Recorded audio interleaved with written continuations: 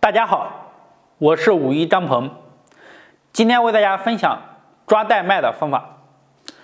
带脉呢，是我们身体经络的一个枢纽，把它给疏通开，可以帮助我们调理腹部的问题，比如便秘。最直接的就是可以帮助我们瘦肚子。有一些人呢，肚子非常的大，非常的硬，两边赘肉特别多，尤其是在腰两侧赘肉特别多。今天我们这个方法减去腰两侧的赘肉，特别的好用。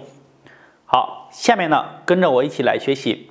首先我们要自然的站立，采用站的这个姿势，找到肚脐，用手向两边画一条线，一直画到腰的两侧。用手呢，大拇指和4个手指，然后掐着腰，好，抓起来，把多余的肉给它抓起来，向外好，这是抓到的动作。下面呢，给大家详细的讲解。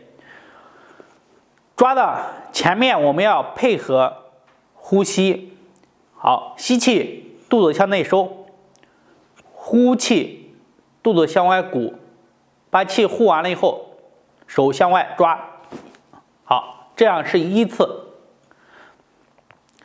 我们一吸一呼呢，相当于来说，对我们腹部也是做了一个按摩，同时呢，对你做这个抓带脉的效果有很大的促进和帮助作用。好，吸气，1，肚子内收，呼满，向外抓，好，完成1次。再来，吸气，呼，好，第3次，呼，第4次，吸，呼气，气沉丹田，呼完了以后向外抓。第5次，吸气，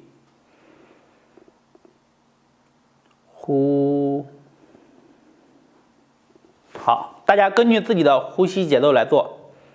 吸，第6次，呼，好，第7次，呼，第8次，